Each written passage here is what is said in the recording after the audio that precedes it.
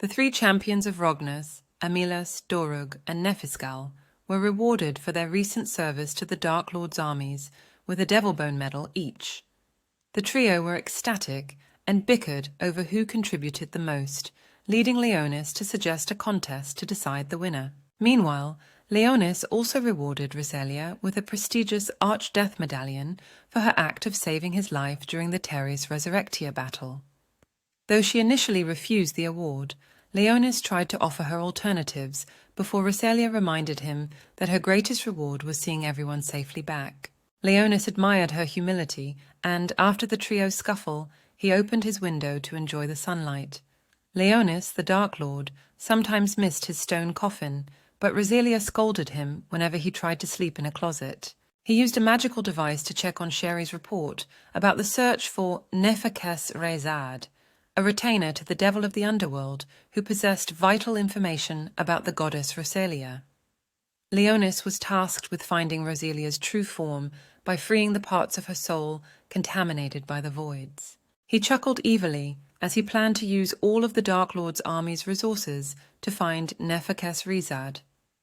Sherry then reported that 14 more members of the Demon Wolf Pack had offered to join Leonis's forces, and he granted her a reward, but rejected the idea of giving her priceless treasures. As Leonis contemplated his next move, Sherry asked about the true ancestor's dress that he gave to Roselia Crystalia. Sherry questioned if the young vampire was being groomed as Leonis's bride. Leonis quickly dismissed the idea as a mere cultural custom. Sherry praised Roselia's leadership skills and dedication to her duties, which pleased Leonis. He rewarded Sherry with the Devil's Ring, an ominous-looking artifact he obtained after defeating the Devil of Hades. Leonis gifts a powerful ring to Sherry, but she seems unimpressed and takes her leave for a part-time job. Leonis heads down to have breakfast with his platoon, where they discuss Elfine's upcoming visit from her talented sister. Regina, their maid, serves them a delicious breakfast while they wait for Sakuya to arrive. Leonis is excited to eat after days without food as the undead king, but Regina's teasing annoys him. Despite Sakuya being absent, they begin eating, and Elfine struggles with the upcoming basic stamina training. The Holy Light Festival is fast approaching, and Excalibur Academy is getting ready for the occasion. The fleet's coupling with the 6th Assault Garden is scheduled for 3 days to refuel mana crystals, resulting in various citywide festivities. Academy platoons are also setting up various stalls and shops, including an ongoing rivalry between the Hraesvelga and Fafnir dorms to run the best cafe. Meanwhile, the Hraesvelga dorm is struggling with the creepy ravens and mysterious grass growing in their backyard. As they worry about their cafe's appearance, the 18th Platoon's ace attacker, Sakuya, finally arrives with leaves and twigs sticking to her uniform after chasing a holy swordsman. Excalibur Academy is preparing for the Holy Light Festival, with various festivities planned. The Hraesvelga dorm is having trouble with a ghost dog, while the girls discuss a haunted mansion cafe theme. Meanwhile, in the 7th Assault Garden, a hungry elf hero named Alka Lesio is saved by a kind young girl, only to be confronted by holy swordsmen demanding her citizen's certificate. With her Dark Lord slaying blade, Crow's Axe, Al prepares to defend herself. Ale Kalesio, a hungry elf hero, finds herself faced with holy swordsmen demanding her citizen's certificate. She prepares to defend herself, but suddenly a smoke grenade is tossed into the alley, confusing the brutish swordsman. Amidst the chaos, a mysterious girl gestures for Arle to escape through a maintenance hole. With no other choice, Arle approaches the girl, her fate unknown. As the city alarm blared, Arle was urged to hurry by a mysterious hooded figure. Multiple sets of feet approached the alley, prompting the elf to quickly slip into a nearby shaft and steel herself for what was to come. Roselia and Regina discussed the missing elf girl, who turned out to be the hero of the sanctuary, Ale Kalesio. Leonis was anxious as she was the pupil of his mentor, Shardak Ignis Saban, and wielded one of the Dark Lord-slaying weapons. However, he decided to leave her be, as she didn't seem to pose a direct threat. The trio went to the library to find materials for their haunted cafe, but the only option they had left were scary movies that Roselia couldn't watch due to her age. Just as they were about to begin, Leonis received an urgent call from the demon wolf pack and had to leave. He used his power to enter the Dark Lord's palace through the shadows. The 7th Assault Garden was home to demi-human refugees, but it also contained Leonis's base for the Dark Lord's armies. He had plans to renovate the warehouse into a castle for the undead king. As the Dark Lord Vadis, Leonis was summoned by 2 division commanders, Lena Darkleaf and Zarek Mashid, to deal with a monster in his underground labyrinth. The monster was said to be a gigantic lizard, potentially a dragon. Leonis and his commanders descended into the labyrinth to confront the beast, and as they approached the bottom of the shaft, the howl of the dragon grew louder. A giant worm crashes through the walls, but it's not the fearsome dragon they were expecting. Leonis uses his magic to defeat the creature and spares its life, though his aura leaves his underlings petrified. Lena reports crucial information from the sovereign wolf remnants in the imperial capital about a possible discovery of an origin spirit in the frozen tundra lands. If they acquire it, they could control an assault garden's core. Leonis is intrigued at the possibility and contemplates the use of an origin spirit in taking over a city. Lena suggests that they attempt to acquire an origin spirit to control an assault garden's core, and Zarek begs Leonis to give the order.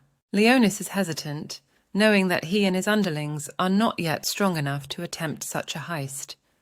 He also lacks the necessary information to make a move. As he considers the idea, he receives a message from Instructor Diglasse and quickly leaves. Meanwhile, Sherry is working hard to improve her confectionery skills to impress Leonis, her personal lord. Roselia is trying to decode a strange book she found on her father's desk, wondering why it was there on the day of the 3rd Assault Garden's destruction. Roselia discovers a book written in an unknown language, but with the help of her father's translation notes, she decodes it and reads about a Dark Lord and a powerful dragon sealed within an icy block.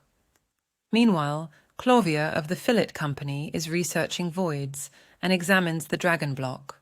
Cardinal Nephakes arrives and takes an interest in Clavia's research, hinting that she may be a suitable vessel for a goddess. He then summons demonic assassins to find and capture a silver-haired vampire for interrogation, as he believes she is linked to Tiaris Resurrectia's destruction. At dusk, after finishing his lectures, Leonis returned to his dorm to find colourful cloths scattered on the floor. Roselia and Regina were busy making costumes for the Holy Light Festival. Leonis was surprised at Roselia's sewing skills and brewed tea for them, using expensive leaves gifted by a noble. Regina explained that the Academy's Administration Bureau gathers holy sword wielders with future sight to forecast the weather, which pleased Roselia.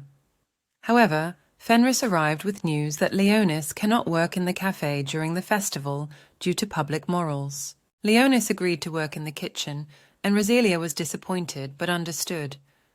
Ale finds herself in a hideout belonging to the Demon Wolf Pack, a demi-human criminal organization, after being rescued by Lena, a dark elf. Ale must gain their trust to have a chance to meet the ancient Dark Lord, Vadis. Meanwhile, Leonis sets up an isolation barrier in his room to speak with Blackers and Sherry.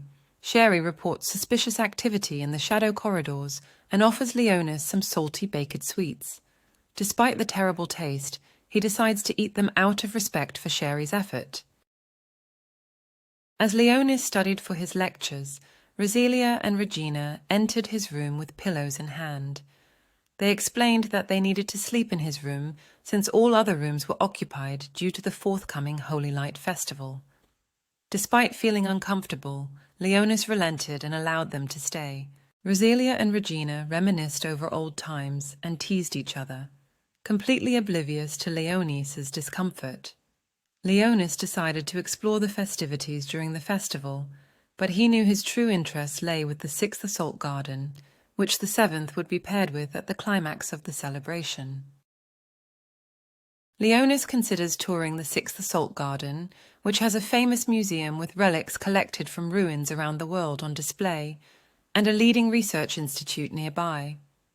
Roselia insists on accompanying him, worried about his safety. Meanwhile, Sakuya treks through the forest haunted by vengeful spirits, seeking revenge on the Shardark Void Lord who killed her sister. She is interrupted by a gigantic spider monster.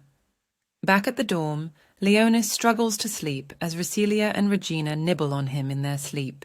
He hears the sound of clashing swords and witnesses Sakuya in a fierce battle against an opponent who evades her lightning fire slash. Sakuya battles a mysterious shadow creature in the forest, using her lightning sword and lightning powers. Leonis, who is having trouble sleeping, comes to investigate and discovers the creature may know information about Recelia. Together, they face off against the shadow monster, but struggle to defeat it. As they fight, Leonis realizes that this creature may be a demon with powerful sorcery abilities. To learn more about Recelia's potential involvement, Leonis decides to capture and ensorcel the creature. Will he succeed in his mission, or will the demon prove too difficult to handle? Sakuya and Leonis team up to face a spider demon in the forest. The demon unleashes a barrier spell, but Sakuya's lightning sword proves effective. Leonis uses incantation disruption to disable the demon's magic, allowing Sakuya to land a critical blow. However, the demon attempts to self-destruct, prompting Leonis to take action. After destroying the demon, Leonis and Sakuya discuss its connection to potential intruders in the city. With Sherry's help, they plan to uncover the enemy's identity and punish them accordingly as they strive to protect their kingdom and those who call it home. It had been 2 days since the demon attack and the Holy Light Festival was finally here.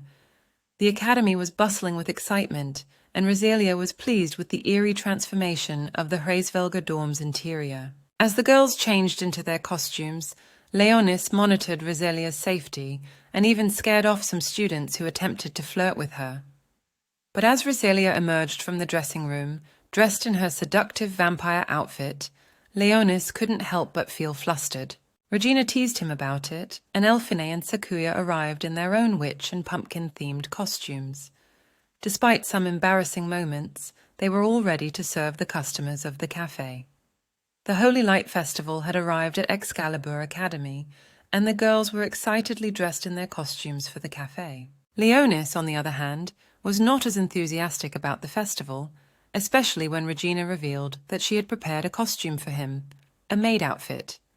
Despite his protests, he was eventually convinced to wear it by Sakuya, who didn't want to be the only one subjected to humiliation. As the festival began, countless citizens flooded onto the Academy's premises to watch the Holy Sword Blade Dance Festival, which was a large-scale tournament of mock battles between holy swordsmen. Recelia informed them that the afternoon matches were most popular, especially those with high-ranked platoons participating. Leonis begrudgingly wears a maid outfit, modelled after a ghost girl, at Regina's request. Some female students gush over how cute they think he is. Meanwhile, the Demon Wolf Pack plans a risky infiltration of the 6th Assault Garden Research Institute to steal the Origin Spirit. Arla voices her doubts, but the group remains determined to carry out their mission.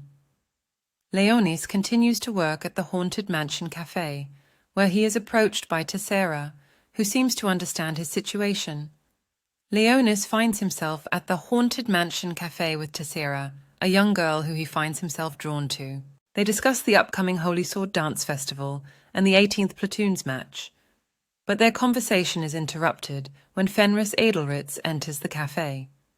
Fenris is a member of the executive committee at Excalibur Academy and notices Recelia's vampire costume, which she feels might violate Academy regulations. Soon after, Liet Guinness, an upperclassman known as Liet the Blazing Lion, enters the cafe and sits down at a nearby table.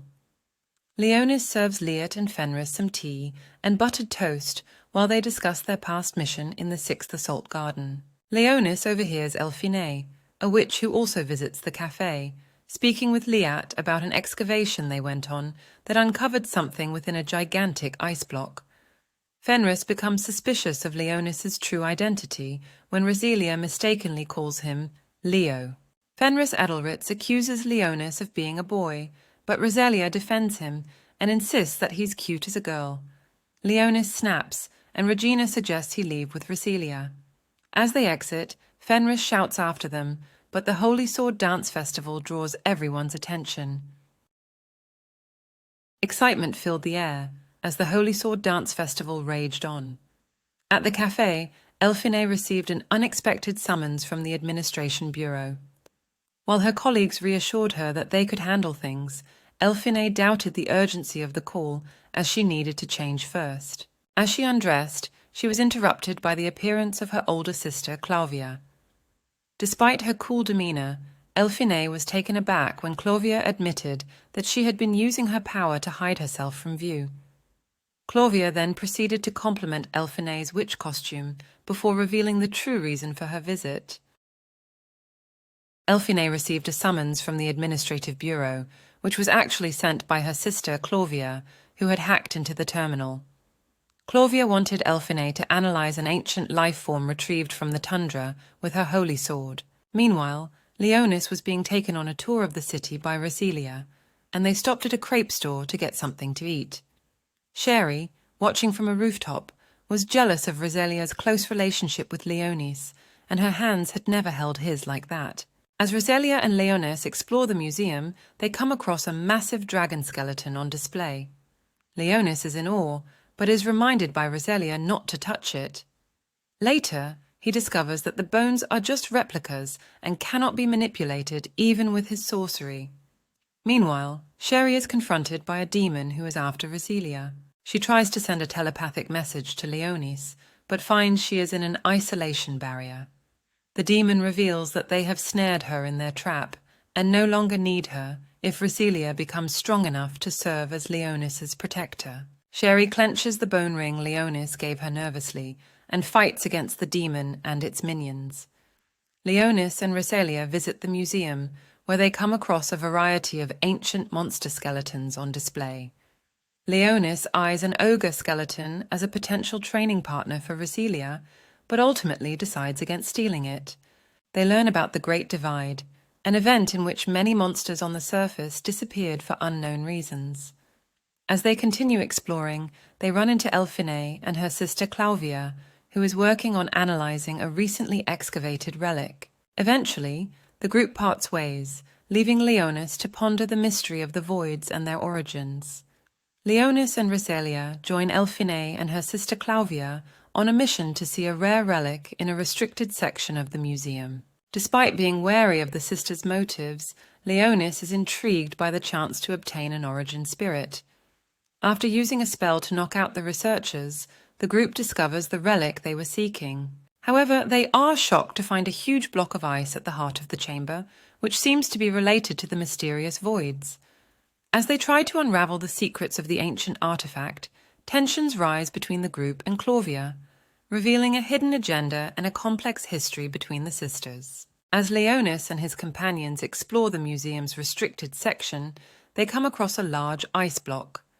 To their surprise, they find out that it contains a crimson dragon that Leonis had fought before, Vera, the Dragon Lord. Confused and shocked, Leonis approaches the ice block, only to hear Vera's voice in his mind. As Roselia pulls him back, the ice block shatters, releasing the Dragon Lord. What could have led the sisters to bring the Dragon Lord out of hiding? The mysteries continue to unfold. Vera, the Dragon Lord, awakens from her 1,000-year seal, but her soul is tainted by nothingness.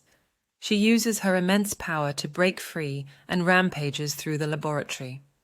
The group of heroes, led by Leonis, must evacuate civilians and stop her before she destroys the 6th and 7th assault gardens. During the chaos, Nefekes Rizad of the Void observes the situation, hoping to use Vera as a vessel for the goddess.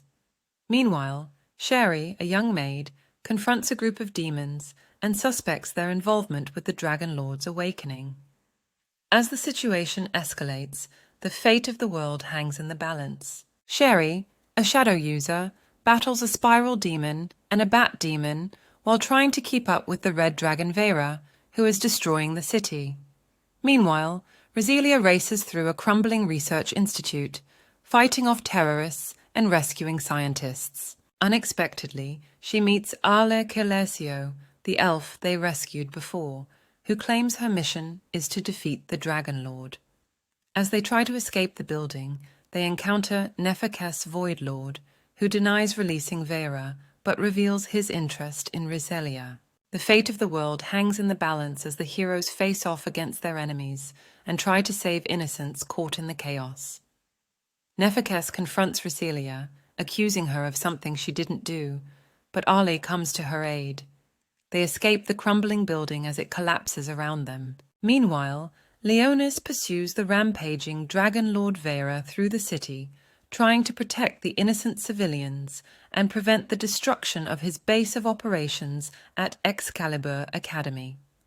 But Vera's call has summoned monstrous voids, and Leonis is filled with rage at the corruption of his worthy rival. As the voids attack Excalibur Academy, Regina takes up her holy sword and defends the dormitory from the dragon-class creatures. She struggles to hold them off without the help of their strongest fighter, Sakuya, who is yet to arrive. Suddenly, a robed skeleton appears and easily dispatches the voids with powerful magic. 2 more skeletons in battle armor join the fray as Leonis reveals his true power. Meanwhile, Elphine reaches out to Regina for reinforcements from the Academy's holy swordsman stationed in the 6th Assault Garden. With the communication jammed, it will take time for them to arrive. Regina hopes Leonis will eventually reveal his secrets as she protects him and those she cares for. Regina finds herself torn as she looks at the skeletal knights tasked with protecting the dormitory from the voids. She's not sure if she can trust them to care about the fate of the entire academy. However, her worries are relieved when Sakuya, one of the strongest fighters, arrives to assist in protecting the 6th Assault Garden. Meanwhile, Elphine struggles to keep up with the overwhelming amount of information and worries about the whereabouts of her sister, Clavia. She also ponders the true nature of the dragon monster that Clavia had asked her to analyze. As the battle intensifies, they all wonder if they'll be able to uncover the secrets behind these creatures and their origins. Vera's howls summoned a stampede of corrupt dragons, leaving Leonis and his companions outnumbered. Despite her transformation, Leonis believed Vera could still be saved and resurrected as an undead. He used his magic to cast the shooting star avalanche, sending Vera crashing into the sea. Leonis produced the goddess boundary field to prevent damage to the city and began his battle. Sherry, an assassin maid, faced off against a spiral shade fiend who created reproductions of demons with their power. The shade fiend revealed they had been granted their demon sword by someone great, and then attacked with their spider demons. Riselia and Ale run to the surface of the building and find themselves in a botanical garden where they are attacked by fireballs. Nephekes appears and launches black lightning at them. Ale attacks him with her sword, while Riselia charges with her bloody sword. Nephekes reveals he possesses the Staff of Downfall and blocks their attacks. He then uses holy magic to hurt Riselia, causing her intense pain. Nephekes grabs Riselia by her hair, but is interrupted by Sakuya, who appears with her Raikirimaru. Leonis faced off against Vera, a powerful dragon who could not be defeated with sorcery. Despite his concern over potential fatigue, he unleashed a series of powerful spells to try and defeat her. Meanwhile, Sakuya engaged in a fierce battle with Nephekes, and Riselia struggled to recover from her injuries. Vera began to transform into a more dangerous form, and with little time left, Leonis and Blackas rushed to defeat her before it was too late. Leonis and Blackas faced off against Vera, with Leonis wielding Zolgstar Mezekis, a Dark Lord-slaying weapon he crafted with his magical skills. Meanwhile, Sakuya clashed with Nephekes in a battle of swords and spells, with Riselia also joining the fray. As Nephekes retreated, he offered a triangular stone to Riselia as a gift. Despite the intense battles, the heroes continued to press forward in their quest to defeat their enemies. In the face of relentless spider demons, fatigue overtook Sherry. Her only hope for survival lay in summoning a powerful monster with the magic ring gifted by Leonis. Meanwhile, Leonis himself faced off against Vera, the corrupted dragon. With the evil-rending sword in hand, he chanted a spell and attacked with reckless abandon. Countless void hands tried to stop him, but Leone sliced through them effortlessly. Eventually, he forced the edge of his sword deep into Vera's nape. As the dragon struggled to escape, Leonis called forth a skeletal dragon to aid him in battle. But Vera proved too strong, crushing his creations with ease. In one final, sickening display, void wings and arms bubbled out of Vera's flesh, a cycle of evolution and regression that couldn't end soon enough. Leonis faces off against the corrupted Dragon Lord Vera. With his most potent offensive spell, Leonis pierces the dragon's heart with his sword. He continues to thrust the weapon deeper and unleashes another powerful spell into the dragon's body. Vera bursts into flames and falls apart. Leonis decides to resurrect the dragon using a spell from the realm of death, hoping it will become an elder dracolic. Suddenly, he disappears, leaving Sherry to confront the spider demons. Using the magic ring Leonis had given her, Sherry summons the Dark Lord himself to defeat the demons. They return home after defeating the attackers, and the city is bathed in the warm light of the sun. The Avatar of Research, Officer Clovia Fillet, recounted the recent incident to Alexios Ray Oltrees, who was residing in Camelot. It was revealed that the Dragon Dark Lord was polluted by the voids, went berserk, and then sank into the ocean around the 7th Assault Garden, where it perished. Excalibur. Academy's Administration Bureau is investigating the seabed, but its remains have seemingly vanished. The cause behind the corruption is unclear, and the Dark Lord seemed to react to something right before the seal came undone. The arrival of a gigantic void had cut the Holy Light Festival short, but the people of the Assault Gardens recovered from the disaster quickly. Vera's remains had vanished from where she had died, and Leonis was left questioning why she had awakened from her 1,000-year slumber when she did. Nephicus Rizard, the devil of the underworld's former attendant, had confronted Riselia and Sakuya. Leonis had sealed the demon that attacked Shari in a prison of truth to draw information out of it, and learned that Nephicus had summoned the creature and had ordered it to capture Riselia. Riselia had recently drank blood from someone else, which left her worried about turning them into a vampire. Leonis comforted her by telling her that such an action would not turn them into a vampire's minion, but he was still upset that she had partaken of another person's blood. Leonis experiences an odd feeling while with Riselia, but he insists that she only drink his blood. Despite her agreement, Riselia sucks on Leonis's finger, and Sherry, their maid, becomes grumpy and leaves. Suddenly, a loud rumble shakes the dormitory, and a crater forms behind it. Leonis and Riselia see a crimson-haired girl with small horns in the center of it, who asks for Leonis.